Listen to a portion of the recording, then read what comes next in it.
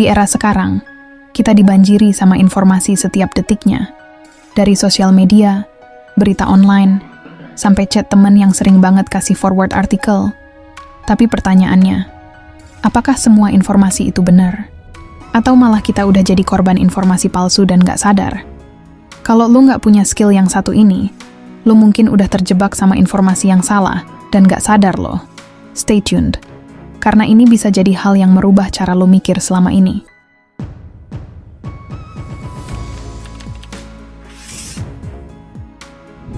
Oke, sekarang coba deh, lu inget-inget. Kapan terakhir kali lu lihat atau baca sesuatu terus langsung percaya tanpa banyak mikir? Apakah itu di TikTok, YouTube, atau mungkin artikel di Google? Lu mungkin ngerasa, ini bener kok, udah viral, udah banyak yang share. Tapi faktanya, semakin banyak informasi tersebar, semakin besar juga risiko misinformasi dan bias. Dan di era informasi kayak gini, lu nggak cuma butuh kemampuan berpikir kritis yang umum, lu butuh versi next level dari critical thinking. Nah, di sini gue mau ngebahas sesuatu yang jarang banget dibahas, bahkan di video-video critical thinking lainnya, yaitu bagaimana lo bisa kritis bukan cuma ke konten yang lo konsumsi, tapi juga ke diri lo sendiri. Gue nggak cuma ngomongin soal skeptis sama apa yang lo baca, tapi lebih dalam lagi, lo harus belajar skeptis sama asumsi-asumsi yang lo buat sendiri. Contoh simple, lo baca berita soal konflik di suatu negara. Karena lo udah sering lihat berita negatif soal negara itu, otak lo otomatis mikir, oh, iya, negara itu emang berbahaya. Padahal, bisa aja berita yang lo baca cuma sepihak, dan lo nggak pernah ngasih kesempatan buat diri lo lihat dari perspektif lain.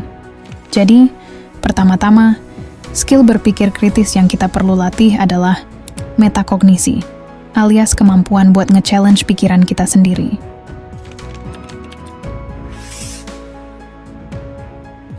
Selanjutnya, gue mau bahas skill berpikir kritis yang lebih jarang lagi dibahas, yaitu kemampuan buat baca antara garis, atau biasa disebut dengan reading between the lines. Lu pernah nggak ngerasa ada hal yang nggak diceritain di berita atau konten yang lu konsumsi? Misalnya, lu nonton video investigasi tentang skandal besar, tapi ada satu hal yang mereka nggak bahas, yaitu siapa yang diuntungkan. Disinilah critical thinking level lanjut masuk, yaitu skill buat ngeliat apa yang nggak diceritain. Bayangin lo lagi nonton video investigasi tentang suatu skandal. Semua buktinya seolah-olah kuat banget. Tapi pertanyaannya, kenapa cerita ini muncul sekarang? Siapa yang diuntungkan? Dan kenapa? Misalnya, ada detail tertentu yang sengaja nggak dibahas. Skill kayak gini bisa bikin lo nggak cuma jadi penonton pasif yang asal percaya, tapi jadi orang yang bisa ngeliat pola-pola tersembunyi.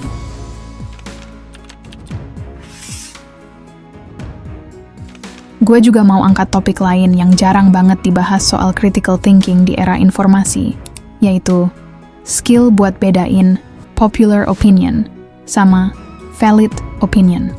Lo mungkin sering banget dengar teori yang viral di TikTok, atau mungkin tren yang lagi naik daun di Twitter, atau X.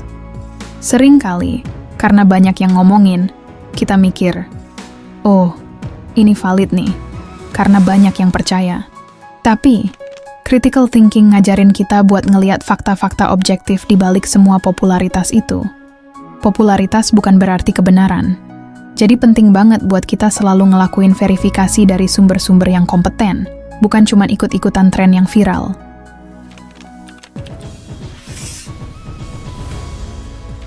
Terakhir, skill critical thinking yang perlu kita punya di era sekarang adalah kemampuan buat ngebangun mental firewall.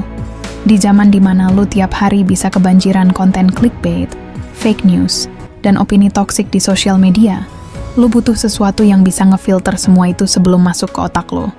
Dan itulah yang gue sebut sebagai mental firewall. Intinya adalah, lu perlu proteksi buat ngelindungi otak lo dari informasi sampah yang bikin lo overwhelmed dan bingung. Salah satu cara yang bisa lo lakuin adalah selalu milih sumber informasi yang berkualitas dan terpercaya. Bahkan kalau itu berarti lo harus unfollow atau mute akun-akun yang sering nyebar hoax. So, itu tadi beberapa skill berpikir kritis yang gak cuma penting, Tapi wajib lo punya di era informasi yang serba cepat kayak sekarang.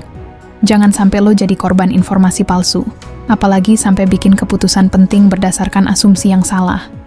Kalau lo ngerasa video ini bermanfaat, jangan lupa buat share ke teman-teman lo yang mungkin masih suka asal percaya sama informasi.